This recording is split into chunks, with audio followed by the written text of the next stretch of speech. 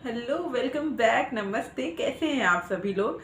मैंने एक वीडियो बनाई थी कि क्या कुंवारी लड़कियां सिंदूर लगा सकती हैं। उस वाली वीडियो पे ना मुझे बहुत सारी क्वेरीज आ रही हैं और बहुत सारे भर भर के क्वेश्चन भी आ रहे हैं कि दीदी अगर सिंदूर लगा चुके हैं, बॉयफ्रेंड ने सिंदूर लगा दिया है या किसी ने जबरदस्ती सिंदूर लगा दिया है, अब गलती हो गई है तो अभी हम लोग क्या कर सकते हैं उसको सुधारने के लिए, या फिर अब हमें क्या करना चाहिए। सिंदूर लगा दिया था बॉयफ्रेंड ने, अभी रिश्ता नहीं है। बहुत सारे ऐसे कमेंट्स आ रहे हैं।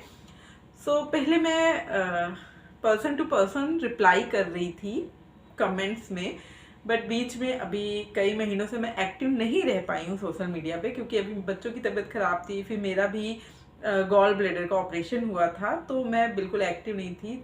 जिनके कमेंट्स का मैं रिप्लाई नहीं कर पाई उसके लिए सॉरी। और फिर कई लोगों ने ये भी रिक्वेस्ट किया कि दीदी आप एक वीडियो बना के अच्छे से हमें बता दीजिए इस बारे में पूरी तरह से। तो मैंने भी सोचा कि ये ठीक ही रहेगा, क्योंकि अब बहुत सारे कमेंट्स हो चुके हैं, तो मैं सबको इंडिविजुअली लिखूं उससे अच्छा मैं एक वीडियो बना दूं।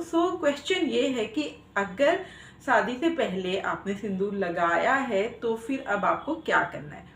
तो देखो, मैं कमेंट्स में भी लिखती हूँ और ये मेरा पर्सनल जो मानना है वो ये है कि आपको कुछ भी नहीं करना है। देखो, जो एक दो क्वेश्चन आए हैं कि जबरदस्ती सिंदूर लगा दिया है, तो देखो हमारे वेदों में भी लिखा हुआ है कि अगर लड़की अपने दिल से किसी को पति नहीं मानती है तब तक शादी नहीं होती है। तो उसके लिए आपको कोई टेंशन लेने की जरूरत ही नहीं है अगर आपकी मर्जी नहीं थी और किसी ने जबरदस्ती आपको सिंदूर लगा दिया। ठीक है, ये वाला क्वेश्चन हो गया। लास्ट में मैं उपाय भी बता दूंगी जो मेरे गुरु जी ने मुझे बताया है, बट अभी मैं आपको एकदम अच्छे से समझा रही हूँ। तो देखो, ये तो पहली प्रॉब्लम खत्म हो गई कि अगर जबरदस्ती किसी ने सिंदूर लगाया है तो आपको कुछ नहीं करना है, उसका कोई मतलब ही नहीं है।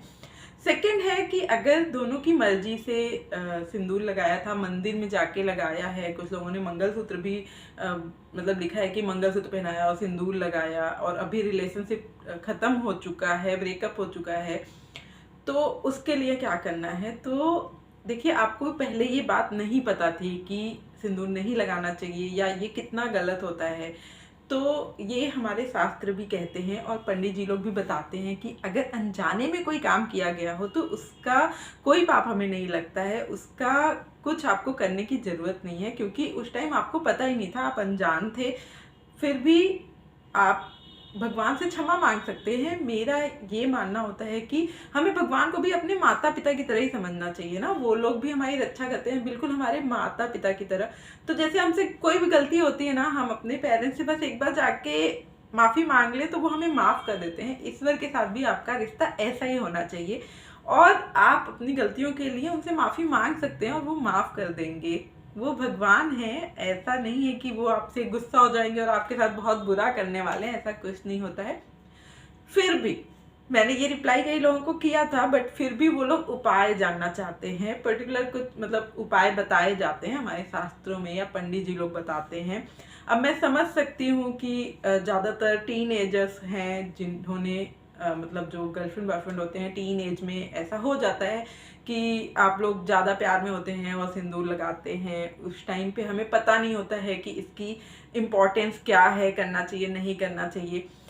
अगर ऐसा कुछ हो गया है तो फिर मैंने इसके लिए अपने गुरुजी से पूछा, उन्होंने मुझे यही बताया कि देखिए, शादी में शिव पार्वती जी को साक्षी मानकर ही शादी होती है, शंकर भगवान और पार्वती माँ को। तो आपको कुछ नहीं करना है, आप पार्वती जी का जहाँ पे मंदिर है वहाँ पे जाइए और सिंदूर ले लीजिए और सुहाग का सामान जितना भी आप कर सकते हो ना। श्रृंगार के सामान में देखो बहुत कुछ होता है, बस बेसिक आप ले सकते हो, जैसे कि सिंदूर तो आपको मस्ट लेना है। इसके अलावा आप ले लीजिए बिंदी, ले लीजिए आप रेड कलर की साड़ी, नहीं तो रेड एक छोटा कपड़ा या चुनरी जो माता को चढ़ाई जाती है वो ले सकते हैं। इसके अलावा काजल और लिपस्टिक वगैरह जो भी, आप दुकान पे जाना और सुहाग का सामान मांग लेना, चूड़ी वगैरह सब वो इकट्ठा आपको दे देंगे, ज़्यादा महंगा नहीं आता है।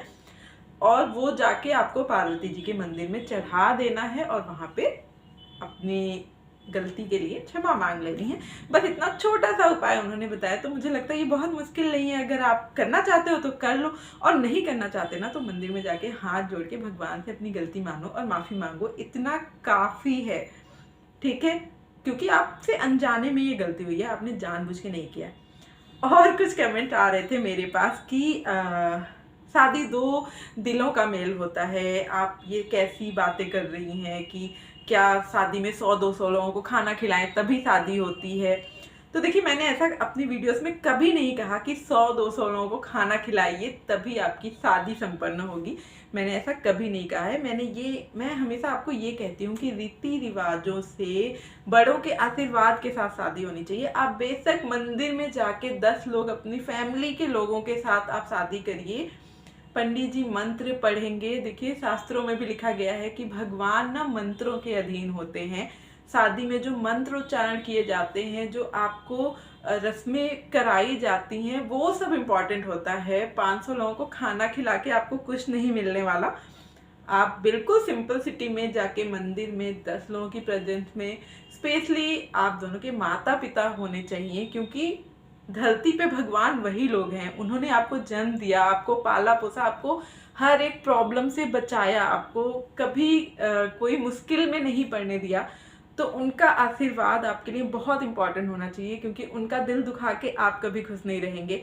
आपके दिल में हमेशा ये गिल्ट रह जाएगा अगर आपने भाग के शादी कर ली या ऐसे कहीं शादी कर ली, तो एक गिल्ट मन में रहता है। शुरू शुरू में वो पता नहीं चलता, क्योंकि शुरू शुरू में बहुत प्यार होता है, लेकिन कुछ सालों बाद जब आप खुद पेरेंट्स बनते हैं, शादी को कुछ साल बीत जाते हैं, तो वो जो गिल्ट होता है ना, वो धीरे धीरे फिर झगड़े का रूप ले लेता है और आप कहीं ना कहीं अपने जीवन में खुश नहीं रह पाते। तो इसलिए मैं हमेशा कहती हूँ कि माँ बाप का आशीर्वाद जरूर होना चाहिए शादी में। अपने माँ बाप के आशीर्वाद में आप सिंपल जाके मंदिर में शादी करिए, बिल्कुल खर्चा मत करिए, नो डेकोरेशन, नो खाना पीना, कुछ मत करिए, उससे शादी नहीं होती। सही कहा आपने, दो दिलों का ही मेल होता है शादी, लेकिन उसके लिए आपको अपने बड़ों का आशीर्वाद भी चाहिए होता है, क्योंकि कभी कभी कुछ जब मुश्किल होती है ना, तो वही लोग आपको सपोर्ट करते हैं, साथ देते हैं। ज़िंदगी में बहुत सारी ऐसी टाइम आएंगे जहां आपको उनके मार्गदर्शन की ज़रूरत होगी, उनके सपोर्ट की, साथ की ज़रूरत होगी। तो इसलिए कोशिश करिए कि माँ बाप की मर्जी से, उनके आशीर्वाद के साथ शादी करिए।